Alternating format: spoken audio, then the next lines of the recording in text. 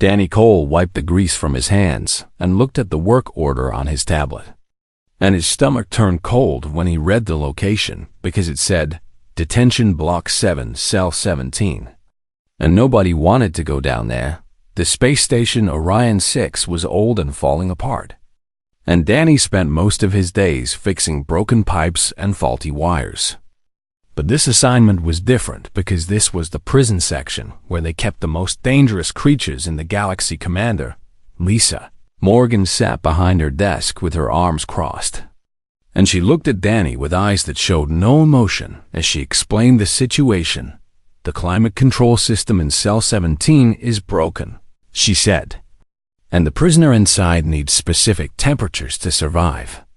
So you need to go in there and fix it. Danny looked at the temperature readings on his tablet.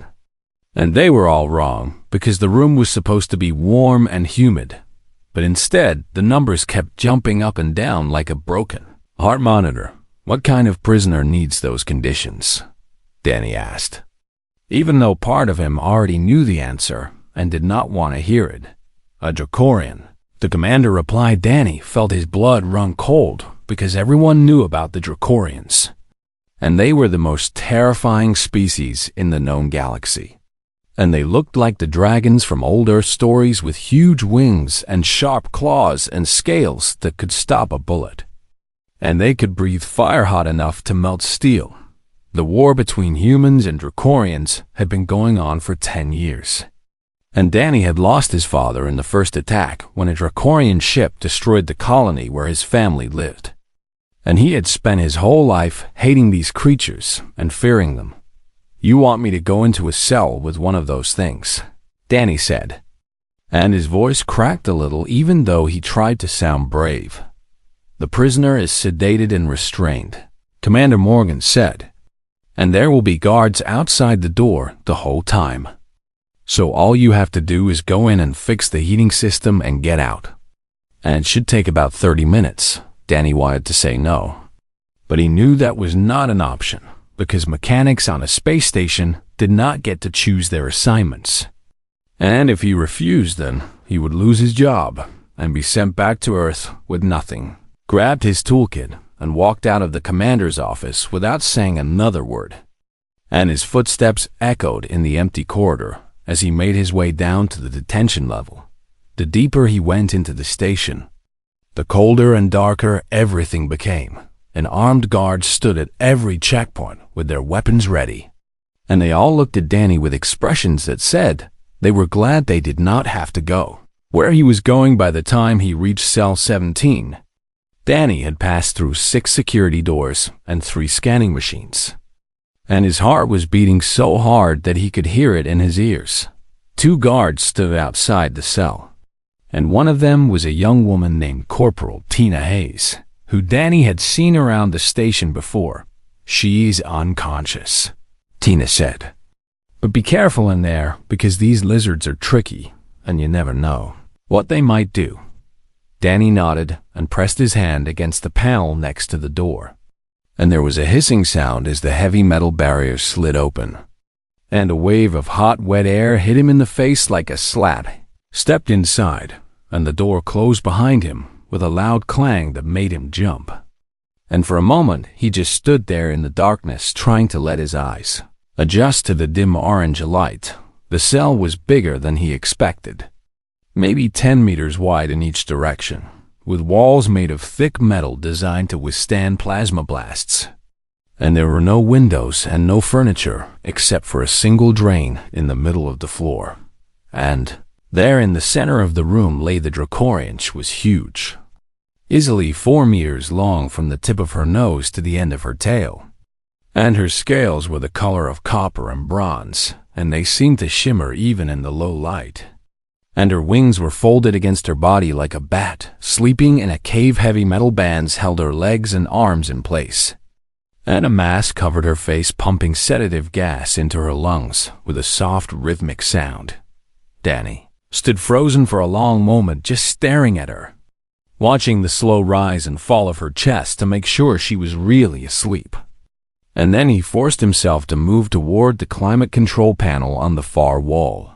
The problem was easy to see. because one of the heating coils had burned out completely, and a second one was about to fail. And it was a simple repair that Danny had done 100 times. Before on other parts of the station, he opened his toolkit and got to work, pulling out the broken coil and preparing to install a new one. And he tried to focus on the task and ignored the massive creature lying just a few meters behind him. He was about halfway done when he heard something that made his hands stop moving. And it was a low rumbling sound that seemed to come from everywhere at once and vibrate through the floor and into his bones. Danny turned around slowly, still holding his tools, and his breath caught in his throat when he saw that the Dracorian's eyes were open. They were golden and beautiful and terrifying all at the same time, with narrow black slits in the center like a snake.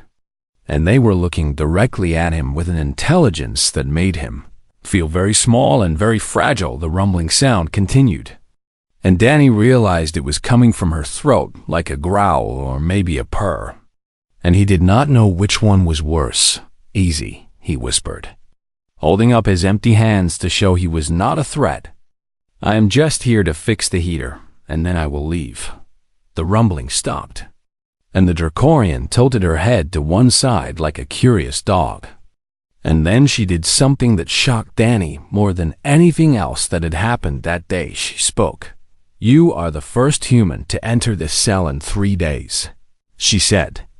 And her voice was deep and smooth with a slight hiss on certain sounds. "And the others only watch me through the window like I am an animal in a cage." Danny's mouth fell open, and he could not find any words because he had never known that Dracorians could speak human languages. And the voice coming from this terrifying creature was almost gentle. "You can talk," he finally managed to say. "All Dracorians learn your language," she replied, "because we have been listening to your transmissions for many years. And I have been speaking it since before this war began." She shifted slightly in her restraints, and Danny saw her wince in pain. And he noticed for the first time that her scales near the restraints were rubbed, raw and bleeding. "The sedatives are wearing off," she said, "because they always do since my body burns through them faster than your doctors expect." Danny glanced at the door and calculated how long it would take him to reach it if she broke free. And he knew the answer was not fast enough. "I am not going to hurt you," the Dracorian said. And there was something in her voice that sounded almost sad. "Because I could have killed the last 3 technicians they sent in here, but I did not. And I have no desire to add more death to this war." Danny stared at her and did not know what to think, because everything he had ever been told about these creatures said they were savage and cruel and loved nothing more than killing humans. But the being in front of him did not seem like a monster at all. "Why are you here?" he asked. "And why are you a prisoner if you do not want to fight?"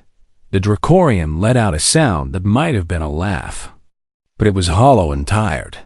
"I am here because I surrendered," she said. "And I came to this station by choice, seeking asylum. But your commanders do not know what to do with me, so they keep me locked in here while they argue about my fate." Danny could not believe what he was hearing, because Dracorians were supposed to fight to the death rather than surrender.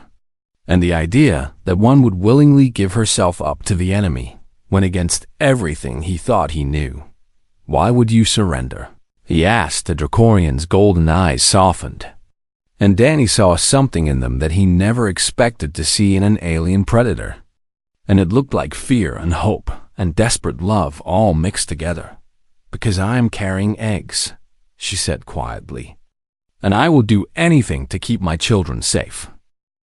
Danny stood completely still with the soldering iron forgotten in his hand, and the words the Dracorian had spoken echoed in his mind and changed everything he thought he understood about this creature and this war.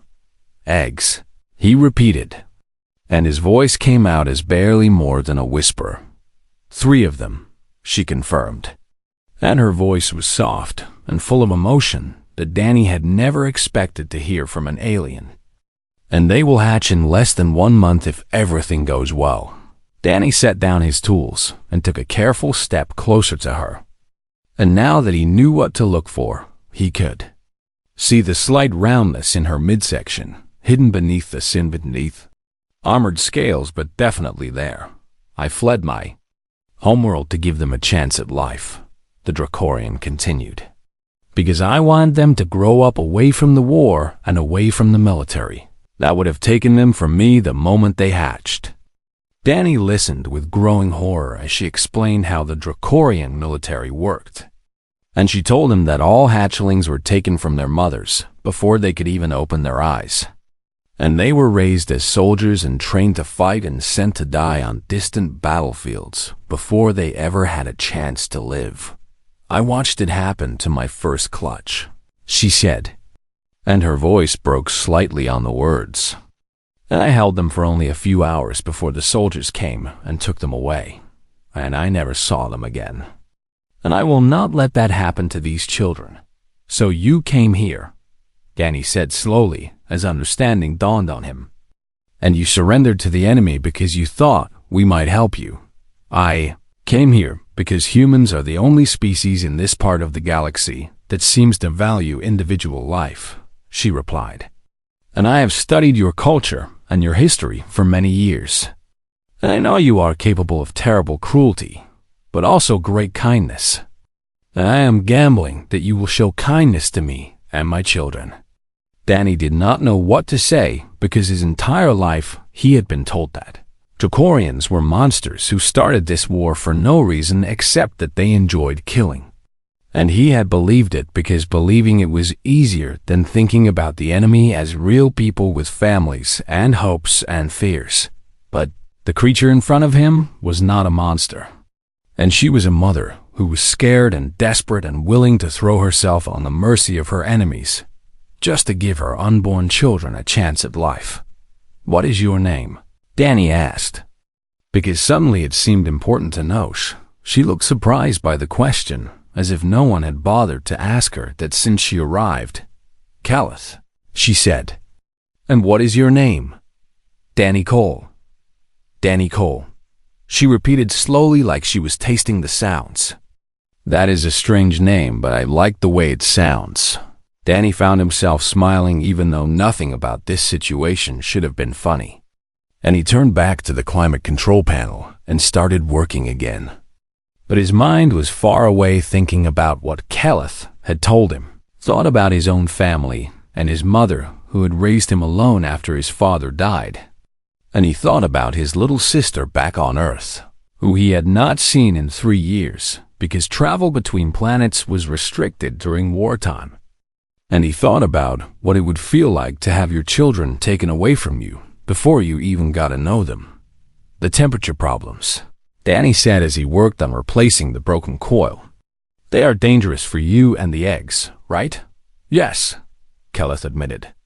Because Dracorian eggs need very specific conditions to develop properly. And if the temperature drops too low for too long, then the embryos inside will die. Danny's jaw tightened as he examined the damaged heating coil more closely. And something about the way it had failed did not look right to him because it did not look like normal wear and tear. And instead, it looked like something had been deliberately broken. Has anyone else been in here since you arrived? He asked. Like any other technicians or guards or anyone. Calith thought about it for a moment before answering. A man came 2 days ago, she said. And he told me he was checking the air vents. But he spent a long time standing at that panel and doing something I could not see. Danny looked at the burn marks on the coil and felt cold anger building in his chest because now he was almost certain that this was not an accident. And someone had sabotaged the climate control system on purpose. Someone wanted Calith's eggs to die. He did not say anything to her about his suspicions because he did not want to scare her. But he made a decision right then that he was going to find out who did this and why. I'm going to fix this, he said, and his voice was harder than before. And I am going to make sure it does not happen again. Calith watched him with those ancient golden eyes that seemed to see right through him. Why would you help me? She asked. When I am your enemy and my kind killed so many of your people. Danny paused and thought about the question carefully before answering. My father used to tell me something when I was young, he said. And he said that how you treat people who cannot fight back says more about who you are than how you treat your equals. And right now, you are about as helpless as anyone can be. He turned back to his work and added in a quieter voice. Besides, I have never been very good at following orders when those orders are wrong. For the first time since he entered the cell, Keleth made a sound that Danny recognized as genuine laughter. And it was a strained rumbling noise like distant thunder, but there was warmth in it. You are an unusual human, Danny Cole. Yeah, he agreed. I get that a lot. They talked more while Danny finished the repairs. And Keleth told him about her homeworld and what it was like to grow up there. And she described massive forests of crystal trees and oceans that glowed with bioluminescent life and mountains so tall at their peaks reached into space. She told him about her mate, who had been a warrior and who had died in a battle 2 years ago. And she described how she had loved him and how losing him had nearly destroyed her until she discovered she was carrying his last children, and Danny found himself telling her things too. Like how his father had died and how his mother had never really recovered from the loss. And how he had joined the station crew, not because he believed in the war, but because he needed to escape from a planet full of painful memories. By the time Danny finished the repairs, the cell was warm again, and the humidity levels were stable. And he had installed backup systems that would keep everything running, even if the main coils failed. But he knew this was only a temporary solution, because if someone on this station wanted Keleth dead, then they would find another way to make it happen. I have to go now, he said as he packed up his tools. But I will come back tomorrow to check on the systems and make sure everything is still working. Keleth nodded slowly, and there was gratitude in her eyes, but also sadness, because they both knew that tomorrow was uncertain. Thank you, Danny Cole, she said, for treating me like a person instead of a monster. Danny paused at the door and looked back at her, and he saw not an enemy or a threat, but a mother trying to protect her children. And in that moment he knew that his life had changed forever. Get some rest, he said, and try to stay warm. He pressed his hand to the panel and the door slid open, and he stepped out into the cold corridor where the guards were waiting. And he walked past them without saying anything because he had too much to think about. Someone on this station was trying to kill a pregnant mother and her unborn children, and Danny was going to find out who it was, even if it cost him everything. Owed that much to his father and to the man his father had raised him to be. Danny could not sleep that night because his mind kept racing with questions about who had sabotaged the climate control and why they wanted to hurt Keleth and her eggs. And he lay in his small bunk staring at the ceiling until the early hours of the morning, when he finally decided to do something about it. The station's computer system kept records of everything that happened on board, including who went where and when and what they did. And Danny knew that if someone had tampered with the climate control, then there would be evidence somewhere in those files. He waited until the station was at its quietest, which was around 3 in the morning when most of the crew was sleeping. And then he made his way to the engineering bay where the oldest computer terminals were located. These terminals were not watched as closely as the ones in the main control room, and Danny's security clearance was just high, enough to access the maintenance logs without raising any red flags. He sat down at a dusty terminal in the corner and started searching through the records for Cell 17. And what he found made his blood run cold. The log showed that a technician named Greg Paulson had performed a routine maintenance check on the cell 2 days ago. And Danny knew Greg because they had worked together for almost a year. And he was a quiet man who did his job and never caused any trouble. But when Danny looked at the schedule for that day, he discovered something strange. because according to the records, Greg was supposed to be repairing a water recycler on the other side of the station at the exact same time he was. Supposedly in the detention block, it was impossible for Greg to be in both places at once, which meant someone else had used his security credentials to access the cell. Danny dug deeper into the files and pulled up the security camera footage from the corridor outside cell 17. And the video quality was poor and grainy, but he could see a figure approaching the door wearing a maintenance uniform. The figure was too tall and too broad in the shoulders to be Greg. And when Danny enhanced the image as much as the old system would allow, he saw something that made his heart stop. The man in the footage was wearing a small pin on his collar that showed he was a command officer. Danny sat back in his chair and tried to process what he was seeing, because this meant that someone in the station's leadership had deliberately tried to kill Calith's eggs and had framed an innocent worker to cover their tracks. His first instinct was to go to Commander Morgan and tell her what he had found.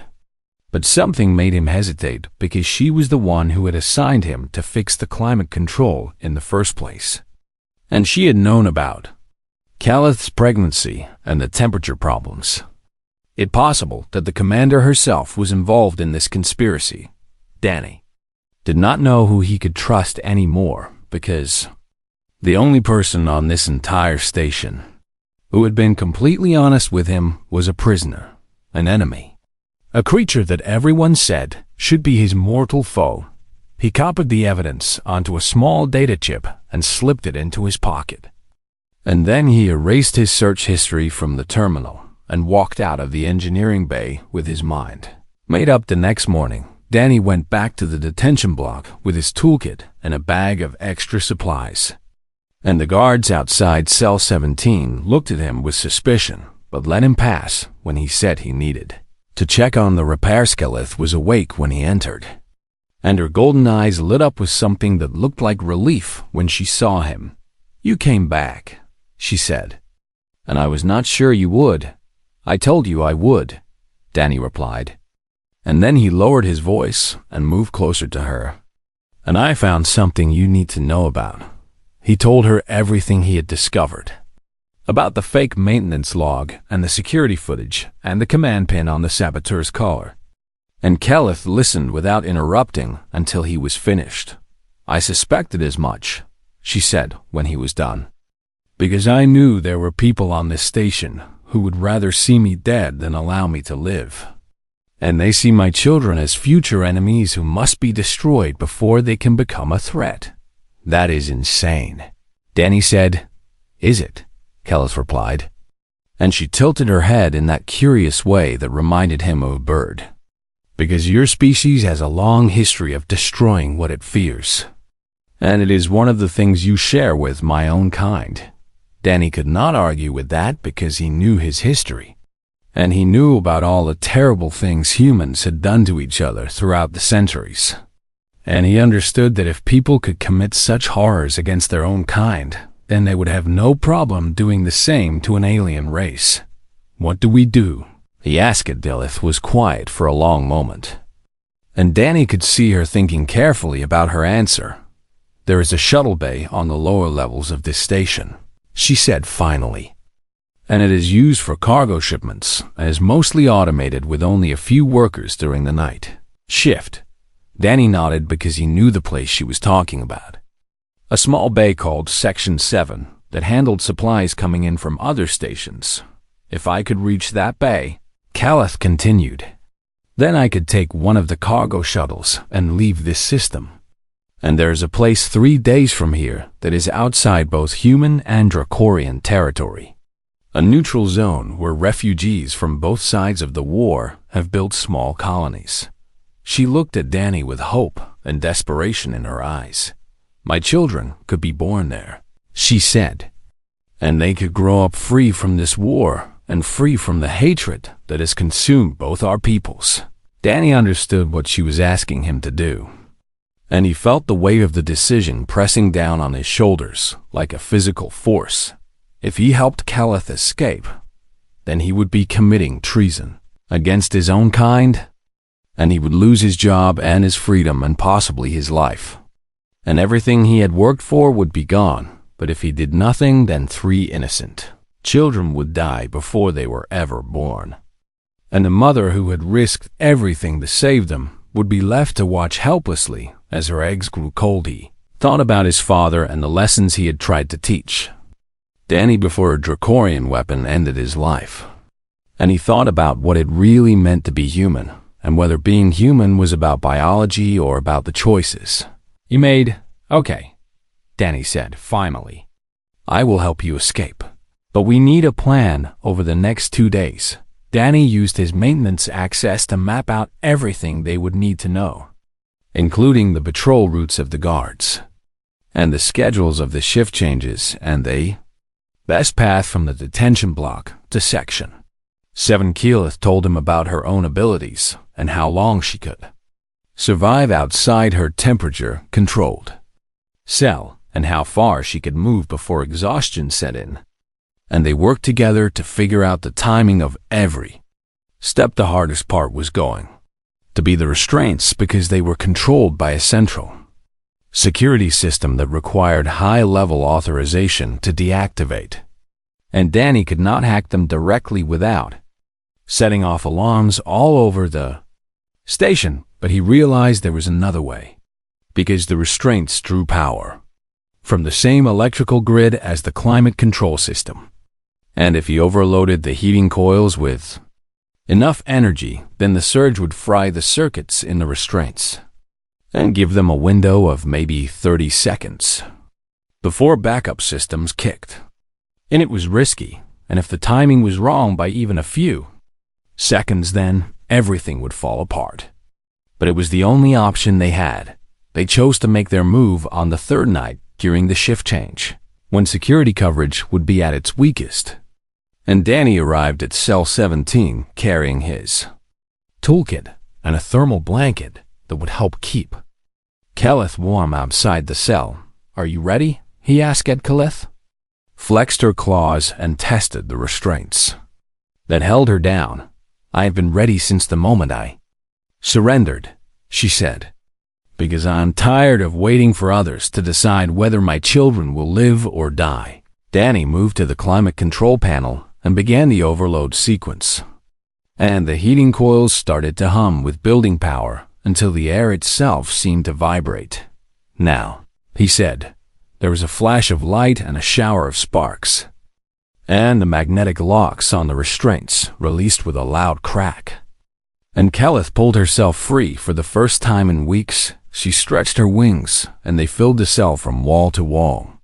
And Danny realized how truly magnificent she was, with her copper scales gleaming and her golden eyes burning with fierce determination. "Stay close to me," he said as he wrapped the thermal blanket around her midsection to protect the eggs.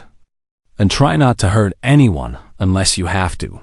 "I make no promises," Keyleth replied.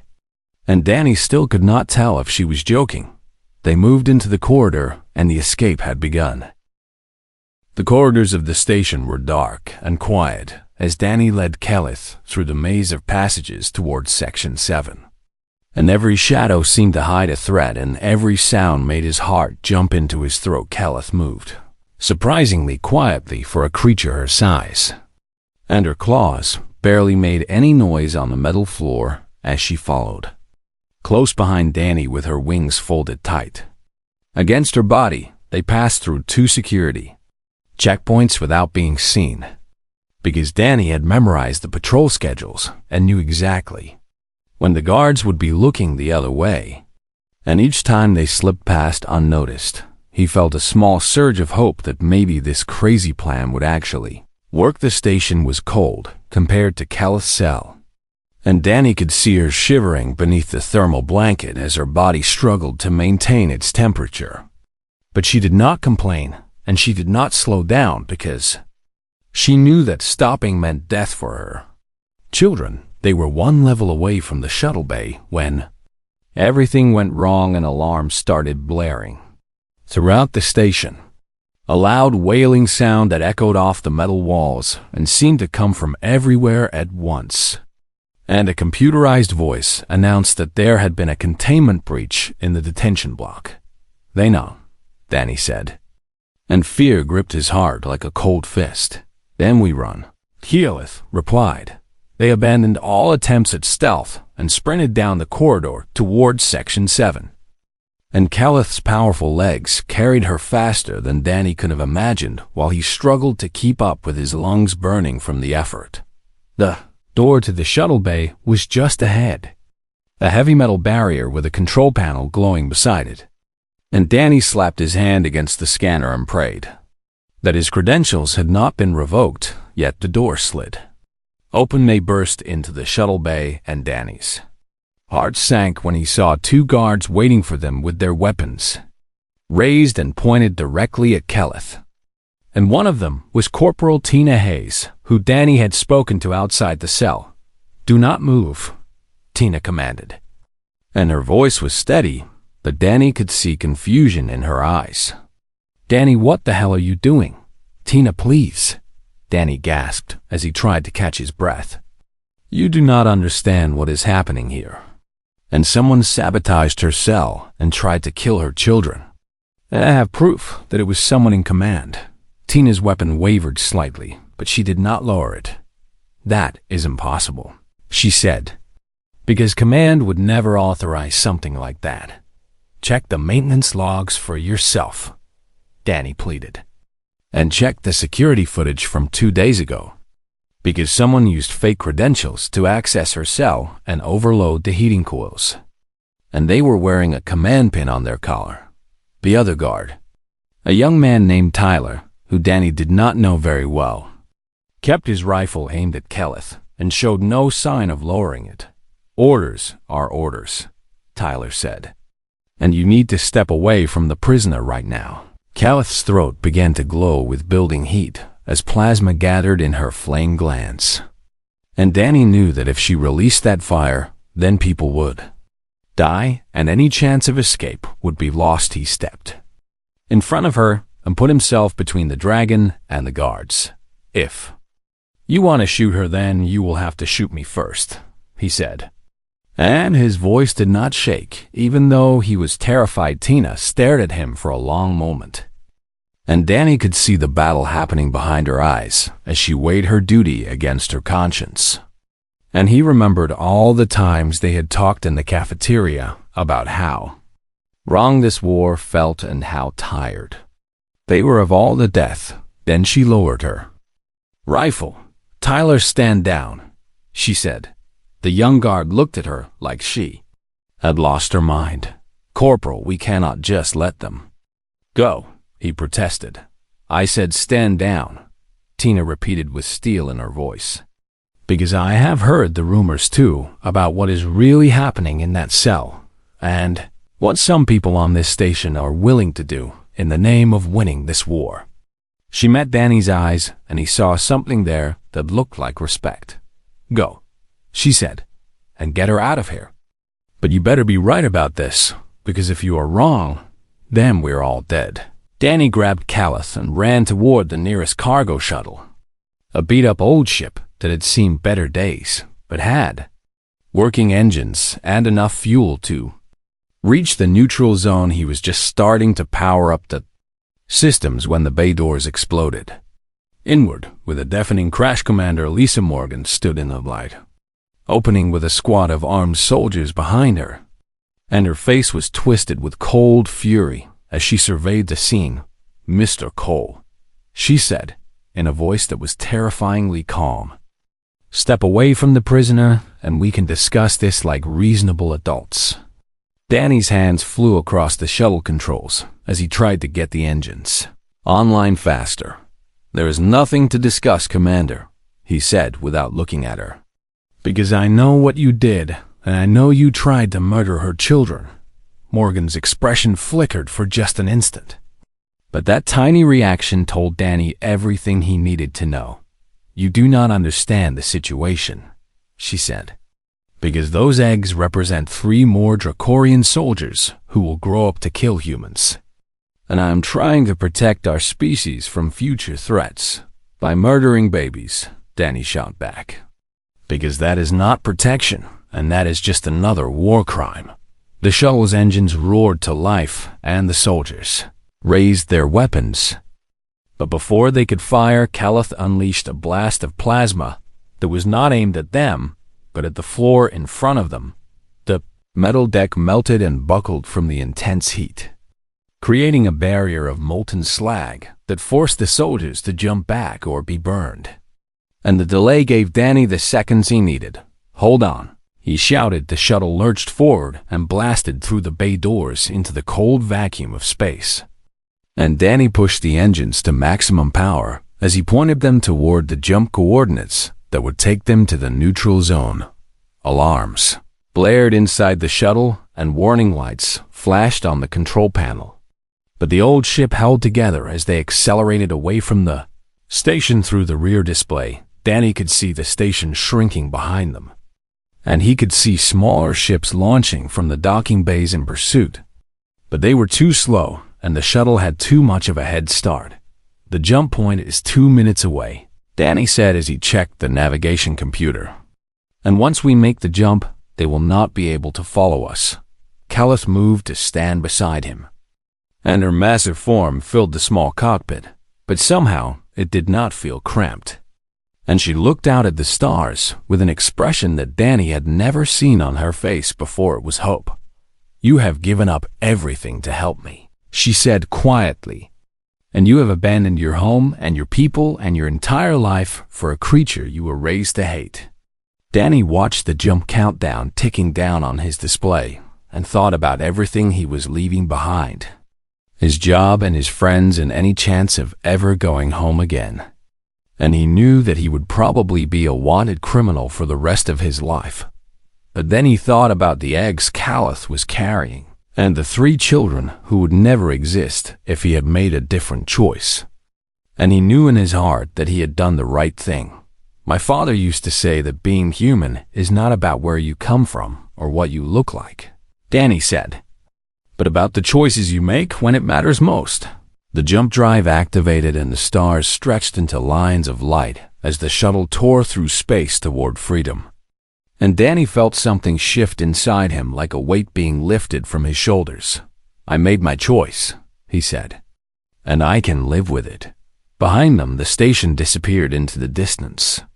And ahead of them lay a new life in a place where neither humans nor Dracorians had any power.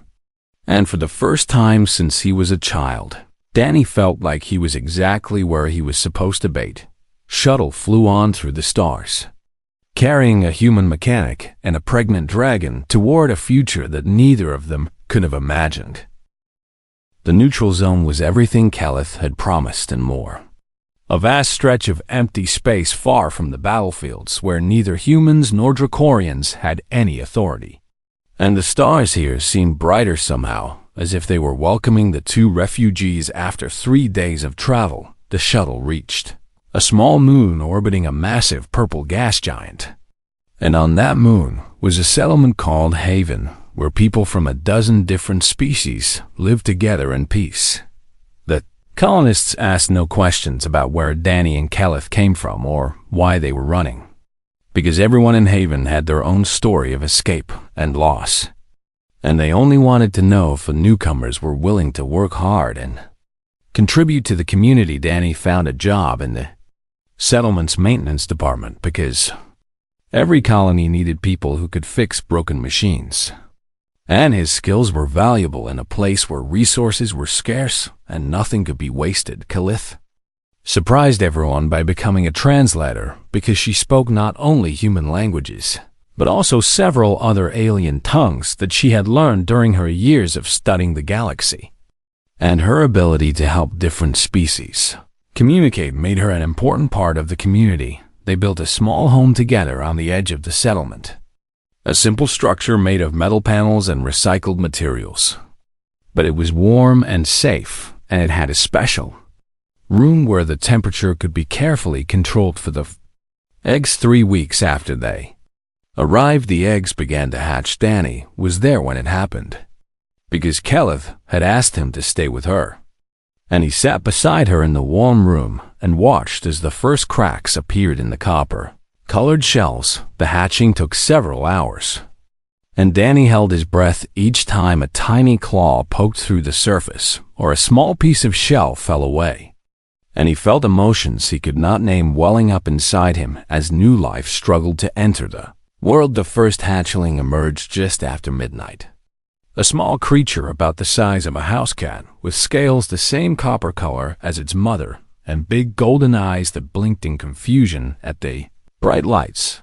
The second one followed a few minutes later, and this one was slightly larger with darker markings on its wings that Caliph said came from its father. And then the third one broke free from its shell. And Danny gasped when he saw it, because this one was different from the others, with scales that shifted between copper and deep crimson like flames frozen in metal. "They are beautiful," Danny whispered. Keyleth gathered her children close to her chest, and a deep rumbling purr vibrated through her body as she held them for the first time. And Danny saw tears forming in her golden eyes. "What will you name them?" he asked. "The first will be called Ash," Kella said as she looked at the copper hatchling, "for the fire that burns within all Dracorians and gives us strength." She turned to the second one with the dark markings. "This one will be Stone," she said, "because he will grow to be strong and steady like the mountains of my homeworld." Then she looked at the third hatchling, the one with the crimson scales, and she turned her gaze to Danny. "And this one," she said softly, "will be called Hope, because that is what you gave me when everything seemed lost and I had nothing left to believe in." Danny felt something break open in his chest, and he had to look away for a moment because he did not want Caliph to see him cry. But she had known him long enough now to understand what he was feeling.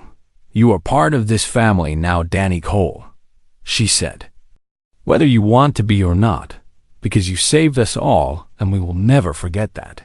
In the weeks that followed, news of their escape spread through the refugee networks that connected the scattered colonies of the neutral zone, and stories traveled from settlement to settlement about the human mechanic who had risked everything to save an enemy and her children. Some people called Danny a traitor because he had betrayed his own kind and helped a Dracorian escape.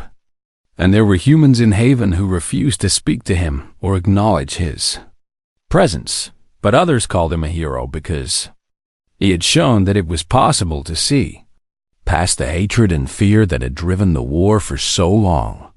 And they said that if one human and one Dracorian could become friends, then maybe there was hope for peace someday. Danny did not care what anyone called him, because he knew the truth in his own heart. And when he watched Ash and Stone and Hope playing in the red dust outside his window, he knew that he had made the right choice. The hatchlings grew quickly, and within a few months they were already learning to speak. And they called Danny by a Dracorian word that roughly translated to uncle. And they climbed all over him whenever he came home from work and demanded that he tell them stories about Earth and humans and the galaxy beyond. Their small moon Caliph watched these interactions with warmth in her eyes. And sometimes Danny caught her looking at him with an expression he did not fully understand, but which made him feel like he belonged somewhere for the first time in his life. One evening, as the sun was setting behind the gas giant and painting the sky in shades of purple and gold, Caliph joined Danny on the small porch outside their home. "I have been thinking about what you told me," she said, "about how your father believed that treating the helpless shows who you truly are." Danny nodded but did not speak because he could tell she had more to say. "I believe your father was very wise," Caliph continued, "and I believe that his wisdom lives on in his son, because you could have turned away when you learned the truth about me, and you could have fixed the heating coils and left and never known what was happening." She placed her clawed hand on his shoulder, and the warmth of her scales felt like sunlight. "But you chose to see," she said, "and you chose to act even when it cost you everything. And that is what makes you a truly good person regardless of what species you are." Danny leaned into her touch and looked out at the children who were chasing each other through the dust with their small wings flapping uselessly because they were still too young to fly. "I just did what felt right," he said. "And that," Kelleth replied, "is exactly my point." The children shrieked with laughter as Stone tackled, hoping they rolled across the ground in a tangle of wings and tails. And Ash stood over them making a sound that was halfway between a growl and a giggle. Danny watched them and smiled because this was why he had done it. Not for recognition or to make a statement, but because these children deserved to live and their mother deserved to raise them. And somewhere in the vast coldness of space, there had to be room for mercy and compassion. Being human meant more than just having human blood in your veins. And it meant choosing every single day what kind of person you wanted to be, and then having the courage to live by that choice. Danny had made his choice in a prison cell on a space station far away, and he had never regretted it for a single moment. The sun continued to set, and the stars came out one by one. And the three hatchlings eventually tired themselves out and came inside to curl up in their warm room. And Danny and Kelleth sat together in comfortable silence. As the night settled over, Haven somewhere out there the war was still raging, and humans and Dracorians were still killing each other over territory and resources and ancient grudges that neither side could even remember anymore. But here on this small moon in the middle of nowhere, a human and a dragon had built something new. And three children were growing up without hatred in their hearts. And maybe that was enough. Maybe that was everything. Danny looked up at the stars and thought about his father and wondered if somehow he could see what his son had become. And he hoped that wherever he was proud. "Thank you, Dad," Danny whispered to the sky, "for teaching me how to be human and far away in the darkness." The stars seemed to twinkle just a little bit brighter. The end.